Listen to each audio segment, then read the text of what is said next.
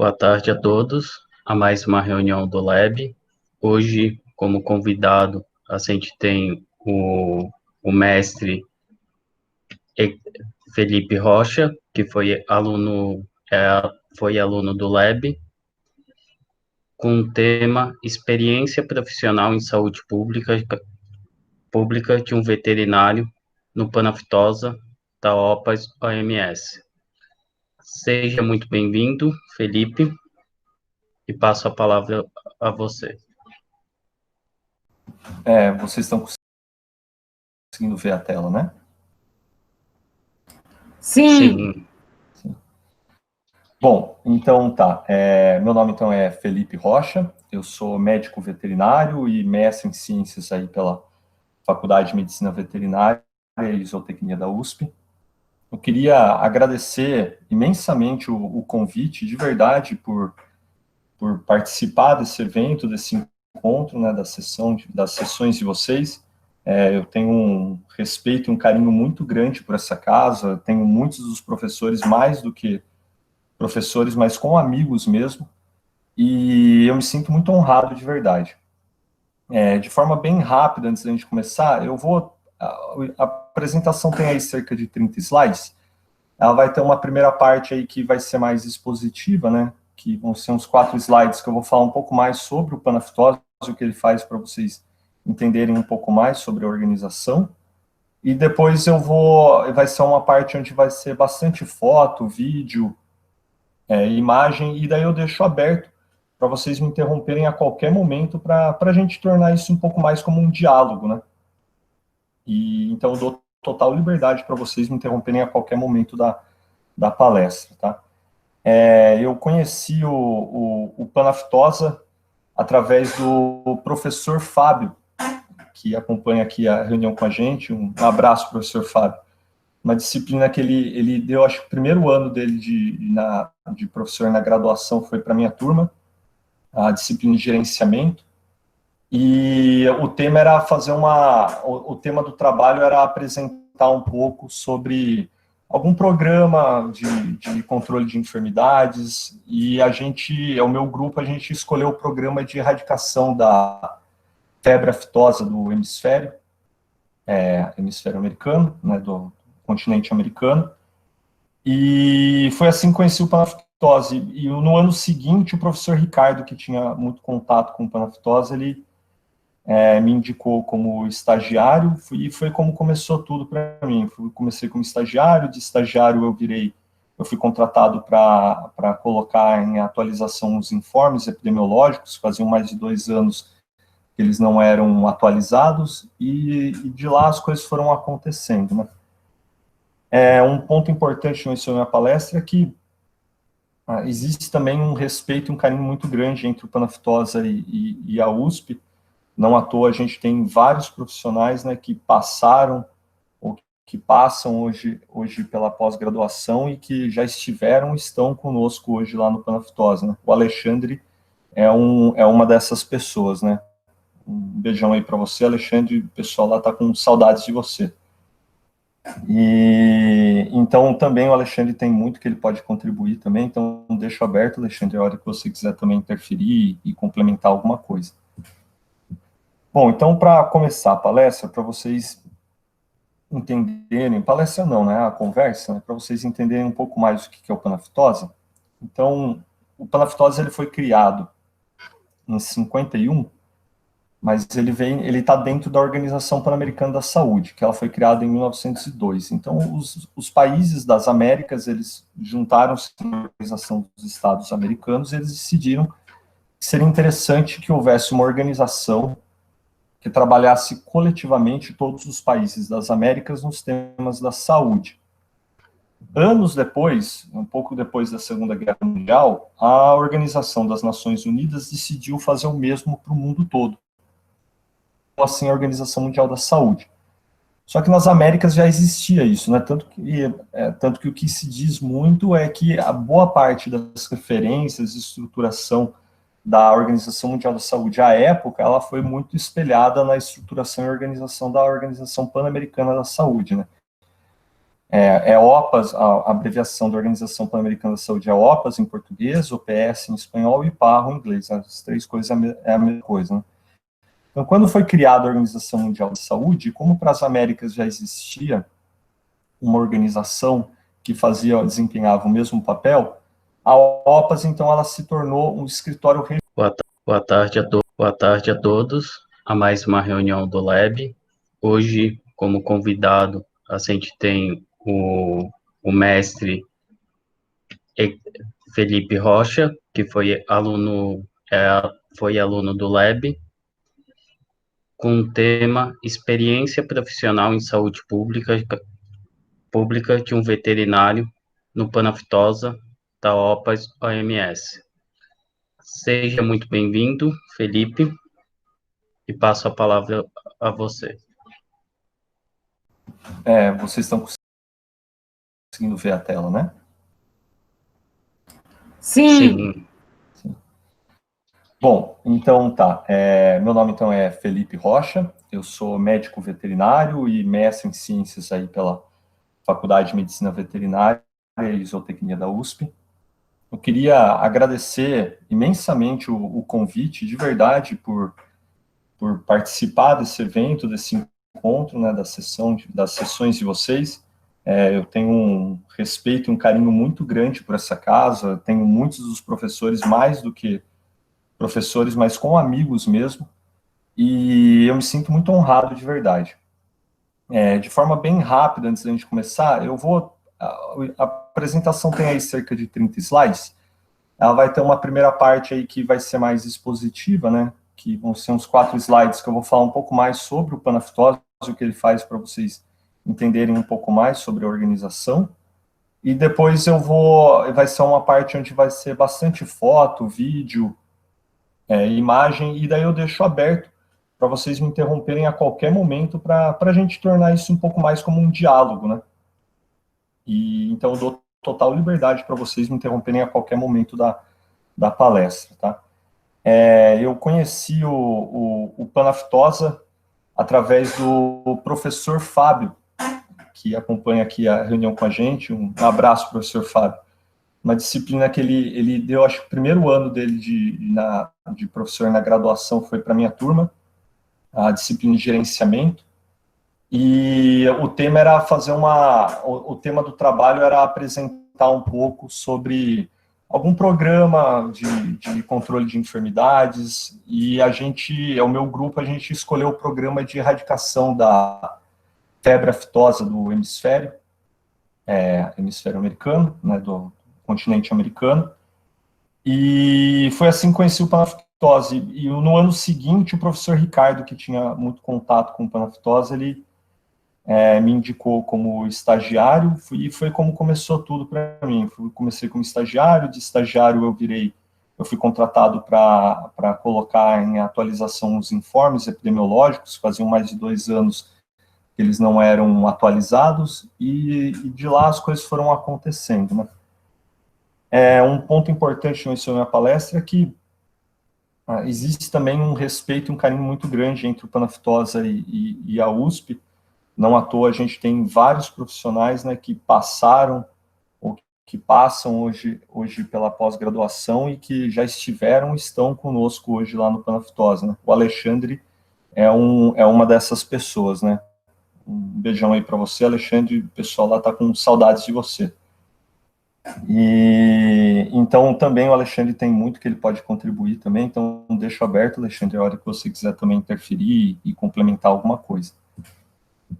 Bom, então para começar a palestra, para vocês entenderem, palestra não, né, a conversa, né, para vocês entenderem um pouco mais o que é o Panaftosa.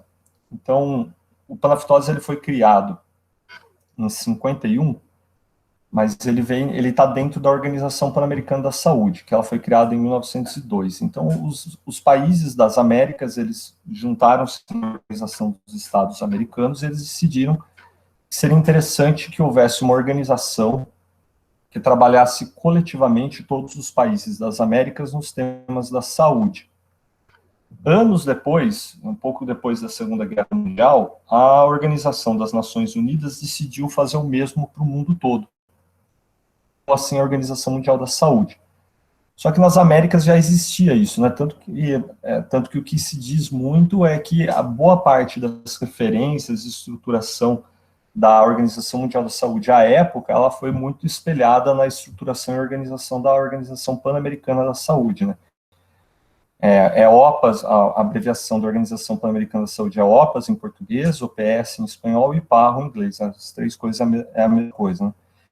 Então, quando foi criada a Organização Mundial da Saúde, como para as Américas já existia uma organização que desempenhava o mesmo papel, a OPAS, então, ela se tornou um escritório regional da OMS nas Américas. Então, é por isso que você não encontra escritórios da OMS nas Américas, mas sim da OPAS, porque quem responde pela OMS nas Américas é a OPAS, né? E em 51 criou-se, então, o Centro Pan-Americano de Febre Aftosa, e o ponto inicial dele de trabalho nessa década, né, foi de trabalhar o controle da febre aftosa, nos países das Américas, especialmente da América do Sul, por conta da grande importância da enfermidade, né, no sistema agroprodutivo do país, né, agrário do país. Uma coisa muito importante sobre a febre aftosa é que ela tem dois componentes aí muito importantes que, de certa forma, interferem bastante na saúde pública, apesar de não ser uma enfermidade que ela é transmissível ao homem, né, a não ser em casos muito raros que foram identificados em bibliografia, né, a febre aftosa, ela serviu como uma enfermidade estruturante dos serviços veterinários oficiais dos países. Então, muitos dos serviços oficiais, eles têm uma estrutura que foi criada para combate de várias outras enfermidades no âmbito da saúde pública, mas espelhado nos programas de controle da febre aftosa, né? Sem contar todos os danos que a febre aftosa causa no nível econômico, social, né?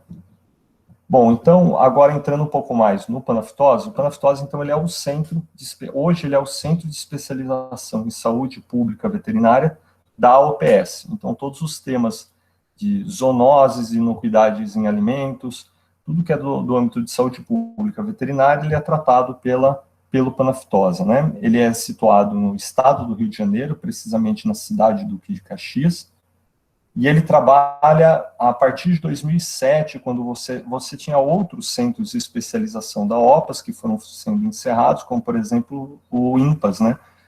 O CEPANS e o INPAS, o INPAS é o Instituto Pan-Americano de Zoonoses, e o CEPANS, que é o Centro Pan-Americano de Zoonoses, retratado aí na imagem, mais abaixo, eles foram encerrados e suas atividades foram incorporadas, seus profissionais foram levados até o Panaftose, se tornou uma área dentro do Panaftose, né, para trabalhar as zoonoses.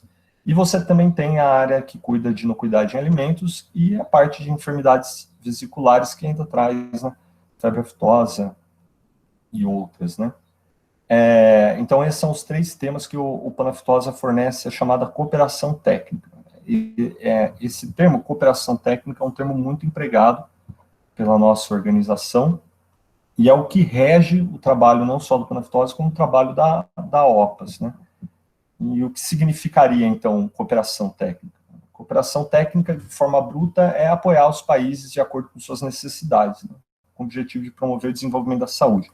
Mas é muito vago esse conceito, né? Como que ele se materializa, né? De verdade. Então, a OPAS, ela apoia na aquisição de imunobiológicos, insumos e a logística desse material de saúde para os países, porque, levando em consideração, por exemplo, um país como o Equador, é um país bem menor dentro da América do Sul, ou até mesmo alguns países da América Central. Quando eles vão adquirir vacinas para serem oferecidas à população pelo sistema de saúde público, a capacidade de negociação deles é pequena porque eles vão comprar uma quantidade menor de vacinas.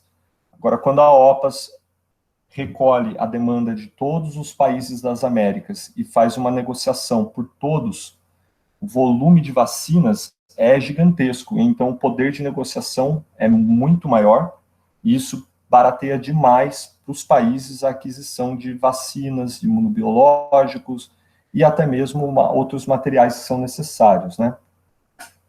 Ela também promove o desenvolvimento do conhecimento por meio de capacitação treinamentos e assessorias técnicas, né, quando o país tem um problema numa determinada enfermidade, que ele não está conseguindo trabalhar, não está conseguindo avançar no combate a essa enfermidade, eles eventualmente vêm procurar a OPAS para solicitar especialistas e apoio para estruturar melhor o seu serviço para combater aquela enfermidade especificamente, né? Também serve como ponto de mediação na comunicação e intercâmbio de informações entre países, por ser, então, um organismo sem lados, um organismo imparcial. Ele também favorece muito nessa intermediação de comunicação e de informação entre os países, né? E também ele tem seus programas regionais para estimular os países a alcançar metas de desenvolvimento dos seus sistemas de saúde, né? E por conta disso, a OPAS também faz o segmento desses programas regionais para verificar como cada país vem avançando nos temas de saúde, né? Mas como que é o dia a dia, né? Como que é o dia a dia do meu trabalho? Eu coloquei aqui do meu trabalho como técnico, né? Eu sou consultor técnico em zoonoses, então eu trabalho dentro do departamento da nossa área de zoonoses do Panaftose, e aqui eu tentei colocar de forma geral o que eu faço no meu dia a dia. Então a gente faz o assessoramento, atendimento técnico, questionamentos e pedidos que os governos nacionais fazem para a gente sobre utilizar protocolo A ou protocolo B para tratamento de determinada enfermidade, ou para utilizar método A, ou para usar o método B no controle de uma outra. O desenvolvimento, segmento e monitoramento do progresso dos planos de trabalho com os países. Então, a gente tem planos de trabalho no desenvolvimento dessas enfermidades de caráter regional, e a gente vai, então, fazendo o segmento dessas metas, desses planos e desses objetivos junto com os países. Tem uma parte que é o trabalho administrativo, né, a chamada burocracia, que é muito importante também. Tem a parte também de busca, análise de dados, pesquisa de informação sobre enfermidades. Lembrando aqui um ponto muito importante, é que a organização ela não promove, ela não realiza a pesquisa científica em si. Ela pode auxiliar aos centros de pesquisa, mas esse não é o objetivo dela, né? Então, a gente não realiza pesquisa no sentido acadêmico, né? A gente pode fazer a coleção de dados e informações para a gente entender a situação dos países em determinadas enfermidades, né? A gente também promove uma série de apresentações técnicas sobre os mais variados temas que a gente trabalha. E tem a parte mais interessante, que, na minha visão pessoal, na verdade, que é o desenvolvimento de trabalho a campo, né? Para a implementação de políticas públicas, para capacitações, para treinamentos, investigações, um atendimento especializado de acordo com o que o país trabalha. Então, a gente mescla esse trabalho com o trabalho de escritório com um pouco de trabalho de campo, né? Que a gente viaja para os países para fazer alguns trabalhos, né? Então, eu achei que seria mais interessante, eu até vou falar um pouco de alguns desses trabalhos que eu coloquei como trabalho de escritório, mas eu vou falar mais da parte das missões, que é as viagens aos países para esses trabalhos de campo, que eu acho que é bem mais interessante para apresentar, para vocês terem um pouco mais de ideia da prática do que a gente faz. Então, eu coloquei alguns das principais missões que eu participei, junto com o pessoal do Panaftose, para falar um pouco mais, exemplificar um pouco como que a gente trabalha, né? Então, a parte que eu tinha, que era mais de falar, de exposição e tudo mais, já foi. A partir de agora eu vou apresentar muitas fotos, vídeos, vou explicar um pouco, e eu deixo aberto para quem quiser interromper, para fazer alguma pergunta específica sobre alguma missão, sobre algum tema, eu deixo total liberdade para vocês, tá? Então, a primeira aqui, queria falar um pouco do trabalho que a gente realizou no Equador para a brucelose. No caso, o Equador queria dar aperfeiçoar o programa de controle de brucelose no país. Então, para isso, eles solicitaram a gente apoio para a realização de uma amostragem nacional para verificar a situação da brucelose nos seus rebanhos, né? Então, a gente fez todo um trabalho com eles de desenho do trabalho, como seria executado, a quantidade de animais que seriam coletadas, as propriedades, fizemos sorteio das propriedades de acordo com as características, né, fazendo a estratificação delas, por tamanho, por tipo de sistema produtivo. E isso gerou aí, eu coloquei alguns exemplos aí dos resultados que a gente teve, né? Da quantidade de propriedades que tiveram resultados positivos, propriedades que tiveram resultado negativo. A gente também fez aí toda a análise das variáveis que foram identificadas e quais eram mais ou menos relevantes para você ter propriedades positivas ou não. Fizemos também um trabalho junto com eles de caracterização. Essa parte que eu agradeço bastante ao professor Grise, que deu bastante luz para a gente no desenvolvimento disso. O Daniel Magalhães, também outro ex-aluno do professor Marcos Amaco, que hoje trabalha com a gente no departamento de epidemiologia. E esse é um exemplo de um trabalho que a gente fez, e a partir daí, com essa caracterização do seu rebanho e da situação de brucelose no seu país, o Equador tinha uma linha de base para iniciar no seu programa, né? O desenvolvimento das novas linhas de atuação que eles fizeram para o programa, e agora eles têm uma base inicial para poder ir comparando a evolução ao longo do tempo, de como o programa vem avançando, né? Esse aqui também é um trabalho que foi muito interessante, a gente fez isso daqui, foi em 2015, e eu fui até, uma parte bem legal desse trabalho, né, de missões, do trabalho técnico que a gente faz junto ao assessoramento aos países, é que você acaba vendo realidades muito distintas, não só dos países, como até mesmo do seu próprio país, né? Eu nunca tinha ido para o Nordeste, por exemplo, e nessa missão tive a oportunidade de ir até além. Eu cheguei ali até a fronteira entre a chamada Zona da Mata ali e a região de Agreste, no Pernambuco, e nessa situação aí a gente foi coletar algumas amostras de equinos que tinham sido isolados das bactérias causadoras do mormo, né? E a gente foi até lá para coletar amostras de sangue desses animais, que eram os mais recentes que tinham sido diagnosticados, né? E a gente, então, fazia um trabalho aí de coleta, a gente precisava coletar uma grande amostra de soro, um volume importante de soro desses animais, para, na época, atender várias demandas que haviam, tanto dentro do país como internacionalmente, para desenvolvimento de kits diagnósticos novos para mormo. Então, você precisa ter um painel de soros de animais sabidamente negativos, animais sabidamente positivos, para poder comparar os resultados entre os testes, né? Então, você precisa fazer essa coleta de um grande volume de amostras e tudo mais. A gente utilizou essa técnica usando bolsas de sangue, né? E aqui na imagem esquerda, no canto superior, vocês podem ver o Alexandre aí. No caso, esse daqui a gente estava no Rio, né, Alexandre? Se não me engano, foi no interior do Rio, não foi que a gente foi? Foi em Sedopédia. Seropédico, exatamente. Seropédico, exatamente. A gente foi coletar animais ali que eram negativos, se eu não me engano, para formar o painel de animais negativos de uma instalação do Ministério que tem lá no Rio, no estado do Rio, né? Outro trabalho muito importante, esses trabalhos que eu estou colocando aqui, boa parte deles são os que foram mais importantes para mim do ponto de vista de crescimento profissional, que foram trabalhos que eu aprendi muita coisa neles e que eu achei mais interessante, né? Esse trabalho aqui foi o trabalho que iniciou a minha vontade de trabalhar com raiva em herbívoros. Foi um trabalho que auxiliou muito a gente lá no nosso projeto, né, professor Ricardo?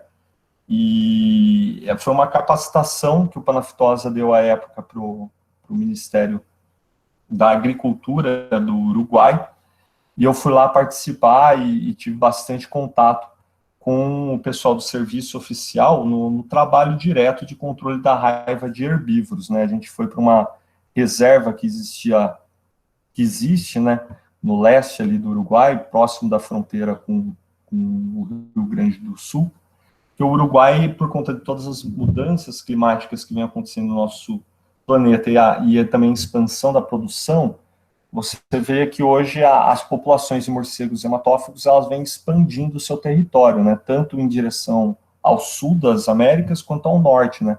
Hoje você já tem evidência e identifica colônias de morcegos na fronteira entre Estados Unidos e México, e também até uma região, uma zona central ali do Uruguai, o que antes só ficava restrito à parte de fronteira do Uruguai com o Rio Grande do Sul, agora você já tem morcegos hematófagos mais ao sul, né, mais próximo do centro do país.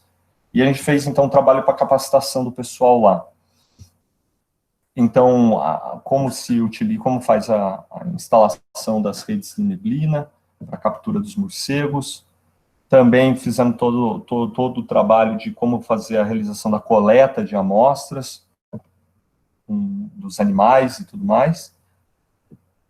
E aqui queria mostrar para o pessoal que não conhece muito o morcego hematófago e os problemas relacionados à raiva em herbívoro. Essa aqui é algumas imagens para mostrar para vocês. Essa daqui era uma cabana que tinha ali próximo, numa junção de propriedades ali dentro, ali próximo da área que a gente estava trabalhando. E lá dentro a gente encontrou uma colônia muito grande de morcego hematófago. Isso aqui é só uma foto de um agrupamento deles, mas a cabana ela tinha esse telhado de palha e você tinha ali centenas de morcegos, né? Inclusive a gente evidenciou ali com um filhotinho, ó. Aqui vocês veem uma fêmea e o filhotinho agarrado aqui ao teto da mãe, né? Também realizamos trabalhos binacionais, né? Então, a Bolívia, ela é um país que tem aí, historicamente, tem tido dificuldades, mas vem avançando também bastante no combate da raiva transmitida por cães. Então, você tem, por parte do Brasil, preocupação em relação aos cães que circulam na Bolívia e do lado do Brasil, em ambos os lados. E então, todos os anos é realizado, em várias das cidades de fronteira entre Brasil e Bolívia, uma ação conjunta de vacinação massiva dos cães, tanto do lado brasileiro quanto do lado boliviano, né? Eu já fui participar da campanha em Porto Quirraro e Corumbá, que, aliás, foi um dos últimos casos de raiva humana transmitida por cães no Brasil, foi em 2012, exatamente em Corumbá, de cães, que eram justamente esses cães que não respeitam, não tem documentação, não tem passaporte, eles ficam transitando de um lado do outro da fronteira, não respeitam muito a questão de fronteira, então eles tentam contato, né, entre cães do Brasil, cães da Bolívia, são todos parte de uma mesma população e atacam pessoas de ambos os lados da fronteira, né, e o último caso do Brasil foi justamente nessa região de fronteira, na cidade de Corumbá. Então eu já estive em Porto Quirraro e Corumbá para fazer esse trabalho, também um pouco mais ao norte ali em Rondônia, em Guajará-Mirim.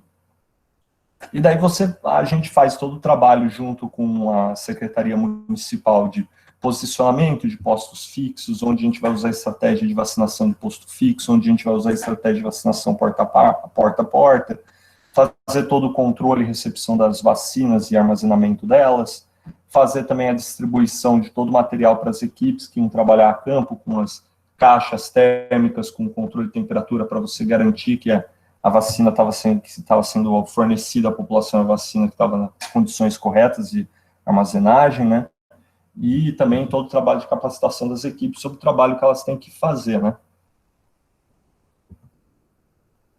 Esse aqui também é um trabalho que foi muito interessante, a gente às vezes esquece, mas existem 3 países ali no norte da América do Sul, que é Guiana, Suriname e Guiana Francesa, né? São 3 países que têm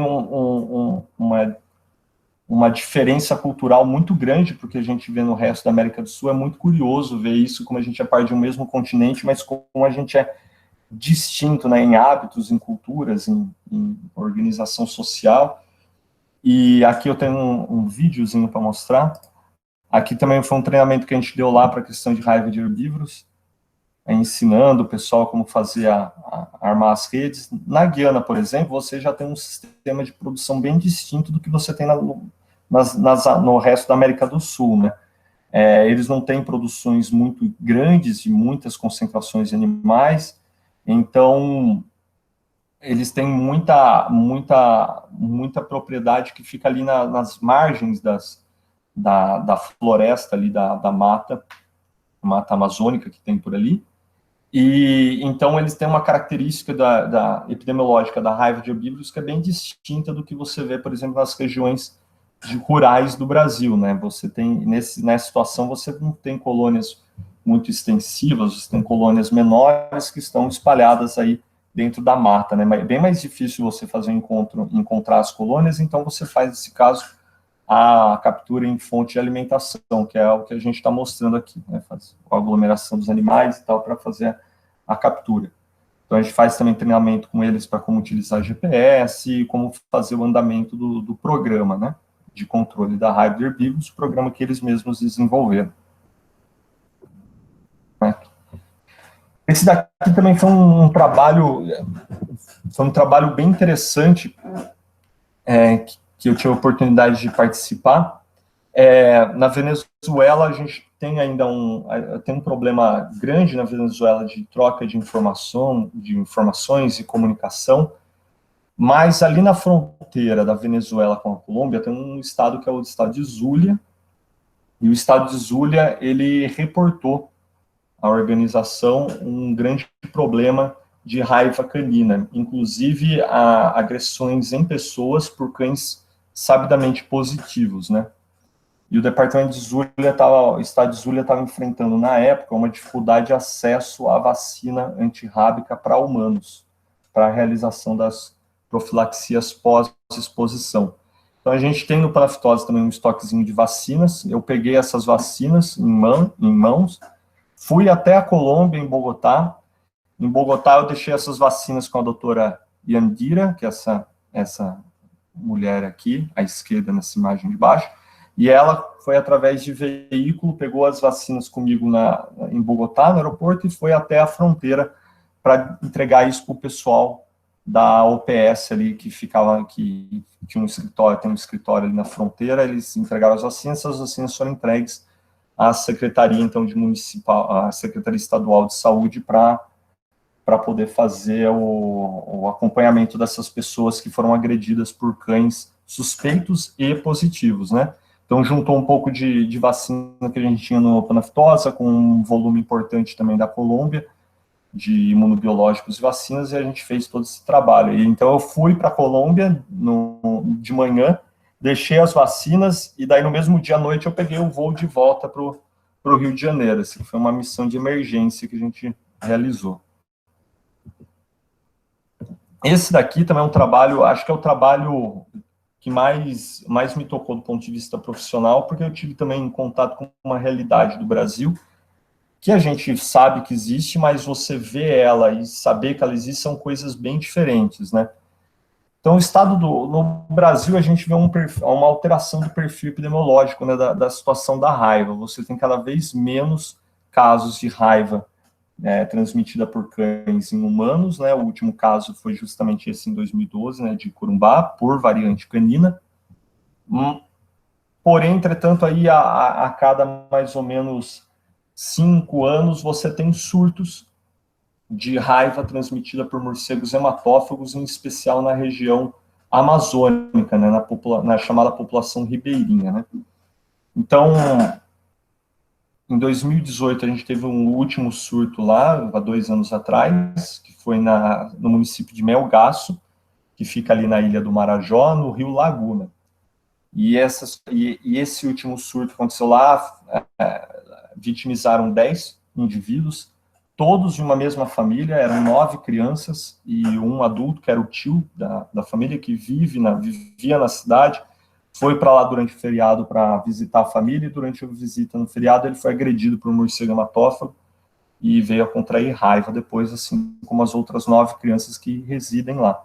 E a característica comum dessa população são as condições que elas vivem, né, muito próximas ali do ambiente silvestre, e todos os riscos, não só a raiva, mas várias outras enfermidades que são perpetuadas no meio silvestre, né, e que não deveriam ter contato com o homem, mas acabam tendo pelas condições de vida que as pessoas têm e pelo aumento, né, da expansão da população para dentro da floresta, né.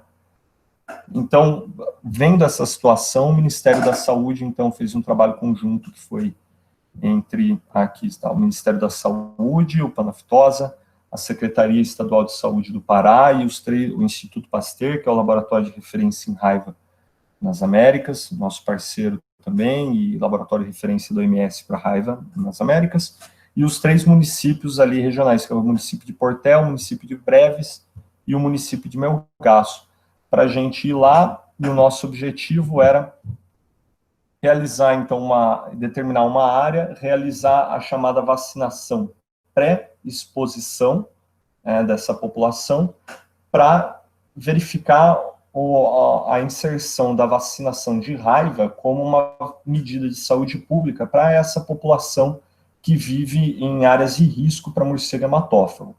A raiva é uma vacina que é uma enfermidade cuja vacinação para humanos ela não é tida como uma estratégia de controle da enfermidade, já que o homem ele é o elo final, né, da enfermidade. Então, o cão, no meio urbano, ele é o animal responsável não só pela manutenção do vírus, como também a transmissão dele para o homem. Então, por isso que as ações de raiva elas são realizadas no cão, para controlar a enfermidade no animal responsável pela manutenção dela, né?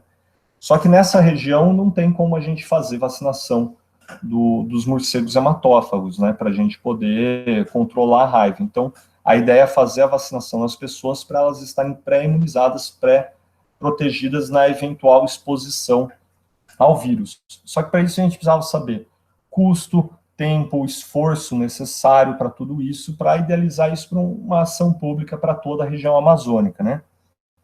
Então, a gente fez todo um trabalho para delimitar uma área dentro da região amazônica que tivesse características bem semelhantes àquelas do Rio Laguna, de Melgaço, onde teve o último surto, e a gente elegeu esse rio aí na imagem, que é o Rio Pacajá, e todos os seus afluentes, que fica na cidade vizinha de Melgaço, que é a cidade de Portel, né? Isso aqui é um ponto muito importante, que às vezes a gente não tem a noção de como as coisas acontecem a campo, né? Então, para vocês terem uma ideia do tempo que demora para você chegar lá no ponto onde a gente foi realizar o trabalho.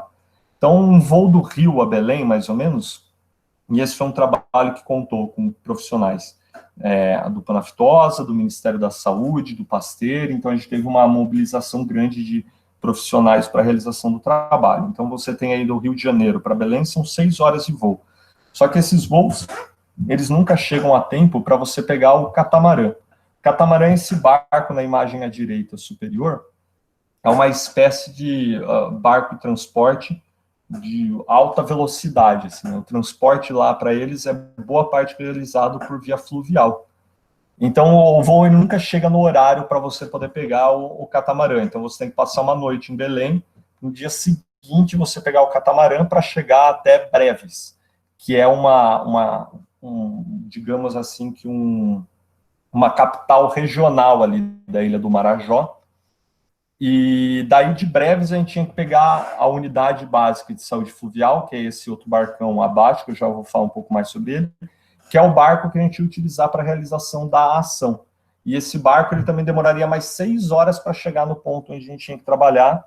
Como o catamarã ele chega por volta das 2 horas da tarde, em Breves, também não dá para você pegar no mesmo dia o barco, a UBSF, para chegar no ponto onde a gente ia trabalhar, porque não pode ficar dirigindo, não pode ficar conduzindo barcos durante a noite, é muito perigoso, né?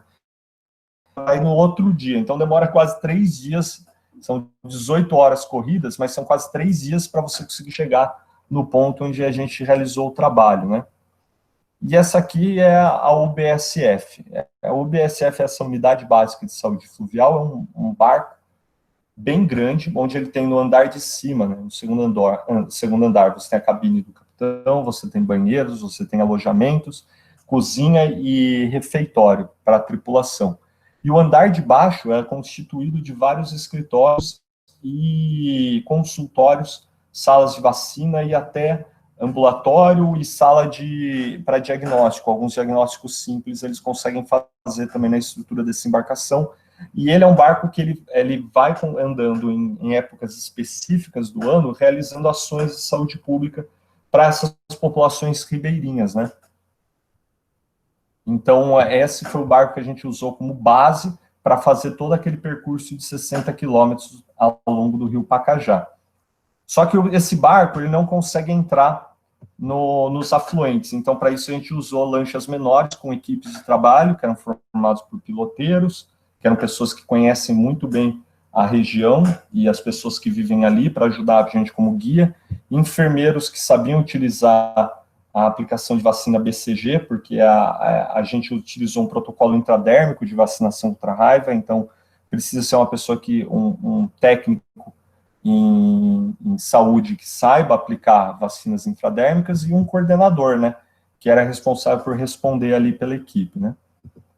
E a gente alcançou 410 residências nessa área trabalhada, quase 3 mil pessoas vacinadas, o protocolo estipulado foi de 2 doses, mas nem sempre você encontrava as pessoas nas 2 datas que você ia, ou às vezes você encontrava na primeira, às vezes só na segunda, então algumas pessoas receberam só uma dose, né? E aqui alguns parâmetros que a gente levantou, a gente registrou todos os pontos em que essas pessoas foram vacinadas, a gente encontrou aí mais ou menos 7 pessoas por residência, cada família era composta mais ou menos de 7 pessoas, 3 habitantes mais ou menos por quilômetro quadrado da área trabalhada, mais ou menos 20 pessoas a cada quilômetro de rio percorrido, né? Tanto do rio principal, que é o Pacajá, quanto dos seus afluentes. Aqui um exemplo para mostrar para vocês como que é para chegar nessas pessoas. Então aí a gente está vindo do rio Pacajá, que é o principal, entrando em um dos afluentes. Então você vai andando bastante por dentro do rio. Quando a gente chegava no afluente, então tinha que parar, entrar com uma canoa e ir percorrendo. A gente estipulou até 8 quilômetros. Os piloteiros receberam treinamento de utilização de GPS. Então, eles percorriam por 8 quilômetros de percurso dentro do afluente para encontrar uma residência. Se eles encontravam, realizavam a ação de vacinar. Se não encontrava, eles iam até o fim e voltavam, né? Isso tudo foi um trabalho para a gente levantar, de novo, né, para levantar parâmetros, né, para pensar numa política maior. Então, depois de todo esse tempo aí andando dentro do afluente, daí que você já vê a primeira casa aparecendo ali, né, dessa população ribeirinha.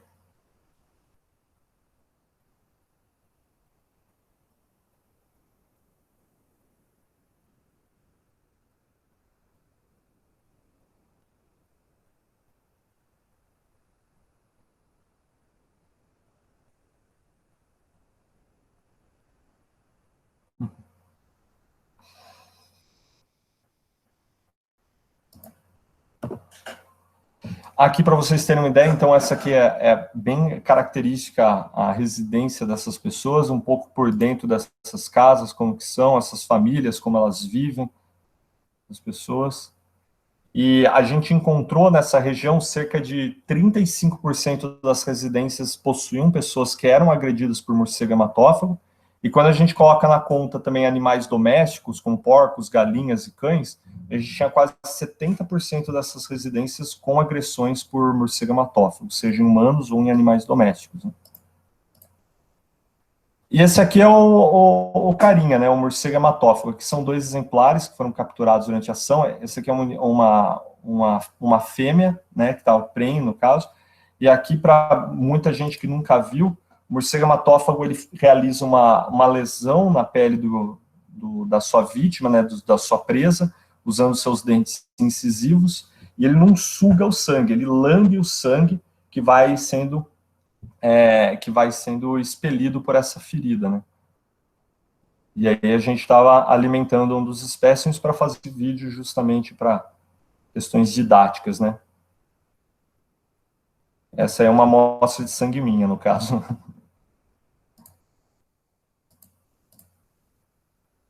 E a gente realizava a ação da forma como a gente podia, né? Algumas vezes você tinha que vacinar as pessoas no meio do rio, porque elas estavam voltando suas atividades extrativistas, né? O açaí é a principal base econômica ali dessas famílias, né? Elas realizam muitas coletas e colheitas ali de açaí de plantas nativas e outras que eles mesmos plantam, né? Eles multiplicam o açaí ali pela região, nas bordas dos rios, para fazer a coleta e depois fazer a venda disso nos centros urbanos.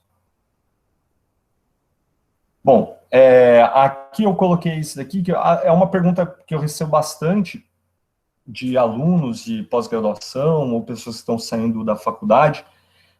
Aqui eu coloquei os links para, caso vocês tenham interesse e gostaram desse trabalho que a gente organiza, que a gente realiza em organismo internacional, tem aqui os links para vocês encontrarem as chamadas dos cargos, vagas e postos que estão em aberto, tanto da OMS, que é a Organização Mundial da Saúde, como da FAO e da OIE, que são também outras 2 organizações internacionais de trabalho, e para quem tiver interesse, o Panaftosa está agora com uma vaga de consultor para trabalhar na parte de inocuidade em alimentos. Também está aí o link, quem tiver interesse para se candidatar lá ao cargo, está aberto a todo mundo.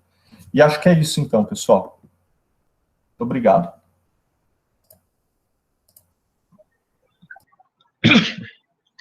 Obrigado, Felipe. Vamos abrir para as rodadas de perguntas, comentário que alguém queira fazer ao nosso convidado.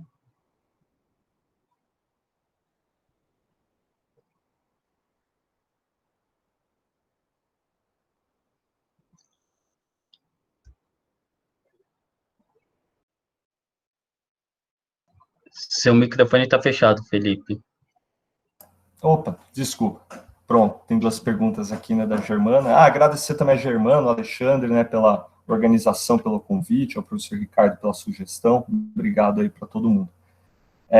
Somente veterinários são contratados para trabalhar no Panaftosa? Não necessariamente. Por exemplo, a gente também tem químicos, a gente também tem biólogos, a gente tem um laboratório de referência para febre aftosa, que fica em Pedro Leopoldo, nas instalações do Lanagro de Minas Gerais. Lanagro são os laboratórios nacionais, que agora mudou, né? Não é mais na Lanagro, né? Agora eu não lembro qual que é o nome novo, mas Lanagro era o antigo nome dos laboratórios nacionais agropecuários do Ministério da Agricultura, que realizava todos os exames oficiais do país, né? E eles têm uma unidade em Pedro Leopoldo, um município do estado de Minas Gerais, e lá a gente tem um laboratório de referência para trabalhar a febre aftosa, que a gente tem lá o seu laboratório de referência para atender as Américas, né? A gente também tem um laboratório de produção, e a gente também tem cargos administrativos e tudo mais, mas técnicos a gente tem. Boa parte do nosso corpo é formado por médicos, por veterinários e biólogos e químicos. A segunda pergunta é: qual o seu conselho para os alunos de pós-graduação que queiram trabalhar no Panaftosa? Tem algo que deveriam estudar com antecedência ou focar em algo específico? Então, mais ou menos assim, os cargos eles vão aparecer no Panaftosa de acordo com as atividades que precisam ser desempenhadas, né? Então, não tem meio que uma projeção exata do trabalho que vai ser realizado, como se preparar para uma vaga, porque também os processos seletivos, eles são muito variados, o processo seletivo em si é muito variado de acordo com o tipo de cargo que vai ser ocupado. Então, é mais de acordo com as vagas que vão aparecendo dentro dos perfis, né? E você identificar se você tem um perfil ou não para aquela vaga. Não só no Panaftosa, mas em várias outras sedes da OPAS, da OMS, da FAO, da OIE. Se vocês entrarem naqueles links, ou mesmo se você colocar no link principal de qualquer uma dessas organizações, você descer até o fim, na barra de qualquer um dos...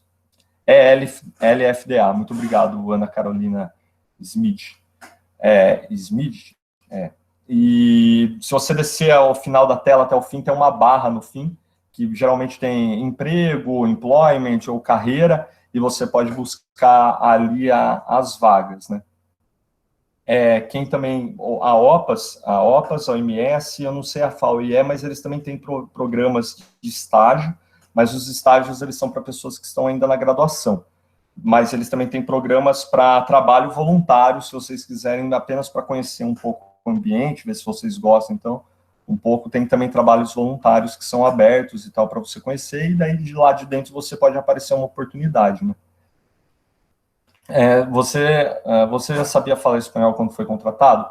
Não, não sabia falar espanhol e ainda estou aprendendo a falar espanhol, ainda não falo com perfeição. Eu já sabia falar inglês, mas espanhol ainda estou aos poucos aprendendo. Outra dúvida aqui. Panaftosa só tem sede no Rio de Janeiro? Sim, o Panaftosa é o centro de febre aftosa, o Centro Pan-Americano de Febre Aftosa, ele é um centro de especialização em saúde pública da OPAS. A OPAS, sim, é uma organização que tem escritórios em todos os países, em todas as capitais, e vários países eles têm vários, né? E o Panaftosa ele é o único, né? Ele só existe, é um centro especializado em saúde pública que existe no Rio de Janeiro, e ele é parte da grande massa de escritórios e centros técnicos da OPAS. Acho que é. Muito obrigado, Alfredo, pela boa sorte aí, amigo.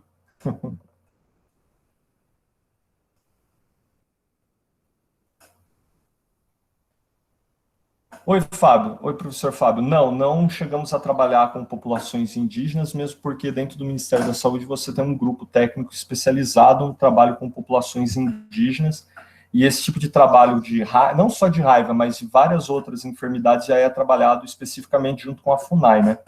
Nesse caso, a gente foi trabalhar junto com a população ribeirinha, porque no nosso entendimento é uma população bem mais negligenciada e desatendida, porque elas estão longe dos centros urbanos, né, e dos escritórios e sedes de saúde locais, municipais e estaduais, e eles também não têm um órgão específico que cuida deles, como, por exemplo, as populações indígenas têm. Então, para eles receberem atendimentos de saúde pelo sistema público, ou eles se deslocam das residências deles até a área urbana, ou eles aguardam as secretarias municipais e estaduais realizarem algumas dessas ações, né, em loco no campo. Então, no nosso entendimento, a população ribeirinha era uma população mais atendida, uma população mais negligenciada nesse ponto, e por isso a gente focou o nosso trabalho com eles, mesmo porque o último surto, que foi o de 2018, foi em população ribeirinha, né? Por favor, professor Ricardo, tem um comentário. Era o seguinte, né? Essa sugestão de te chamar para falar para o grupo do laboratório, ela surgiu numa das reuniões anteriores. Aí a gente estava falando de oportunidades, se eu não me engano bem, assim, a gente estava falando de oportunidades para os pós-graduandos, enfim, né? Qual seria a vida da Ana? Isso mesmo, Germana. A Ana Júlia estava falando sobre o EPSUS, né? Ana Júlia, você, a Gabriela Taqueda, tem outros alunos do passado também, a Luísa Genê, né? A Luísa tinha vontade de conhecer serviços, né, de saúde pública veterinária, e ela foi para o DEFRA, lá na Inglaterra, conheceu o DEFRA. A Gabriela foi para o IE, e você foi um dos alunos que tinha esse interesse em conhecer, né, instituições e no estágio, tudo, e foi o primeiro aluno da escola que foi fazer estágio curricular lá no Panafrisa, né? Você foi o precursor mesmo. Já teve época de ter 8 alunos, né, da USP ao mesmo tempo, né? Acho que era essa conta que a gente fez, né? A gente, já teve, eu acho que 8 desde Bastante, que eu comecei, né? mas 8 acho que é o total que a gente teve desde que eu comecei, mas acho que antes de eu começar já teve, ficou um bom intervalo de tempo, né? Muito Entre tempo eu sem ninguém. chegar lá, há um bom tempo atrás, o centro, o Panaftose em si também era um centro bem maior, né? Hoje a gente tem mais ou menos 100 funcionários que trabalham lá dentro, nessas diversas áreas que eu coloquei, mas ele já teve época que ele tinha quase 500 funcionários trabalhando lá dentro, era uma organização, era um centro bem maior, né? E nessa época aí tinha uma quantidade grande de alunos, né? Tanto que quando eu fui fazer meu estágio durante a graduação, eu tive que fazer o convênio, foi mais uma renovação de um convênio, porque já existia um convênio, um acordo entre a USP e do Panaftose de anos atrás e tal, só teve que entrar nas novas normas que tinham na época, né? Esse convênio ele não envolvia a troca de pessoas, né? Era um convênio de intenções, de trabalho que tinha na época. Sim. Mas foi nessa palestra mesmo, Dani. Obrigado, Germana, pela lembrança. E é uma dúvida que ela é totalmente pertinente, né? O que fazer depois, né? Sim. E esses comentários que foram feitos antes, eles também são pertinentes, né? O que eu tenho que aprender, o que eu tenho que fazer antes. Entendi. Mas eu acho que uma característica sua, da Ana, da Gabriela, da Luísa, dessas 4 pessoas que eu ajudei, né, ao longo da carreira, né, era basicamente o interesse em epidemiologia, mas sem conhecimento profundo em uma ou outra área. Sim. Você, voltando ao seu caso, né, acho que o que você tinha de interesse, você fez iniciação científica e você era produtivo já nessa época, né? Já tinha artigos científicos publicados, tinha esse interesse acadêmico, inclusive, né? Que é uma característica que todos os alunos de pós-graduação do LEB têm, né? De Lógico. usar esse período para produzir, né? Conhecimento e pegar gosto pela coisa. Você vê, hoje em dia você escreve um texto, eu vejo os seus textos, né? O que você escreve com bastante naturalidade, não gasta tanta energia porque faz parte, né, do seu dia a dia. Você lê bastante, você escreve. Então, acho que a característica principal é o interesse, é ser interessado. Sim. Conhecer temas, Sim, ler, né? há algumas coisas assim, né? Então, por exemplo, para trabalhar em organismos internacionais, né? Eu tive a sorte, né? É sorte, é um pouco de estar no momento certo, na hora certa, também um pouco de competência, é um pouco uma soma de muitas coisas, né? Tudo, é. Mas eu consegui, eu sou do interior de São Paulo, consegui no Rio de Janeiro, de certa forma eu estou longe da minha família, né? Mas esse é um ponto, quem interessa em trabalhar em organismo internacional tem que ser um pouco desapegado com essa questão de estar no seu país de origem, de estar com a sua família, não que tem que se desvencilhar, não é nada disso, mas às vezes você tem que fazer esse trabalho de missões, que você tem que viajar bastante. Já tive mês que eu passei 4 dias do mês total na minha residência, então você tem que ter um pouco desse perfil de querer trabalhar, de querer viajar. Às vezes você pode conseguir um posto num outro país com uma cultura e uma língua totalmente diferente, você tem postos pelo mundo todo naqueles sites que eu coloquei, né? E nem todos eles são postos que são dos mais variados tipos. Você tem postos que são para pessoas que têm experiência em serviço, não necessariamente têm pós-graduação. Tem postos que são para pessoas da pós-graduação com pós-graduação, mestrado, doutorado e com perfil acadêmico, e que eles contam o número de publicação e tudo mais. Tem alguns que não exigem muitos níveis, muitos pré-requisitos, e tem outros que são mais voltados para profissionais de campo, né? Algumas coisas que são importantes você saber para galgar esse tipo de cargo, boa parte dos processos seletivos, eles passam por uma etapa de entrevista, né? E nessas entrevistas, uma das coisas que são mais perguntadas é a questão de como trabalhar com saúde pública.